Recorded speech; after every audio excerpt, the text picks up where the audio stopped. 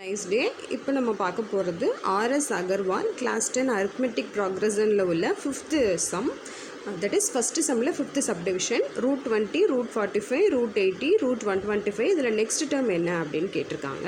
இப்போ நம்ம இது எல்லாத்தையுமே ஒரே காமன் டேர்ம் வர மாதிரி ப்ரீவியஸ் சம்மில் பார்த்தோம் இல்லையா, ரூட் 2 வர மாதிரி அதே மாதிரி நம்ம இங்கே இப்போ எடுக்க போகிறோம்.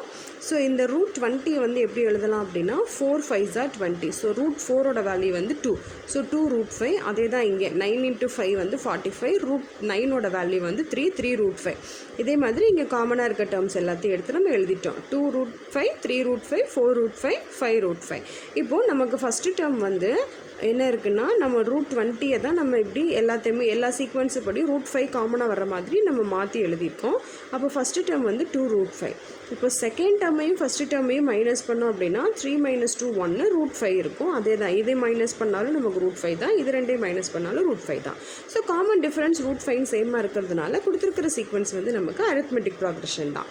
இப்போ நெக்ஸ்ட்டு என்ன கேட்டிருக்காங்கன்னா, இதோட நெக்ஸ்ட் டேர்ம் என்னன்னு கேட்டிருக்காங்க. அப்போ நம்ம என்ன பண்ணணும், இந்த லாஸ்ட் டேர்ம் ப்ளஸ் நம்மளுக்கு கிடச்சிருக்கிற இந்த காமன் டிஃபரன்ஸ். ஸோ 5 ரூட் 5 + 5 வந்து 5 + 1. இங்கே வந்து எதுவுமே இல்லைன்னா இந்த கோஎஃபிஷியன்ட் வந்து 1 இருக்கிறதா அர்த்தம். ஸோ 5 + 1 வந்து 6 ரூட் 5. இதை நம்ம லாஸ்ட் சம்மில் சொன்ன மாதிரி 6 ரூட் 5னு எழுதலாம். இல்லை நம்ம இந்த மாதிரி எழுதணும் அப்படின்னா இந்த 6 வந்து உள்ளே கொண்டு போயிருங்க. அப்போ 36 வரும். 36 × 5 வந்து 180. தேங்க்யூ.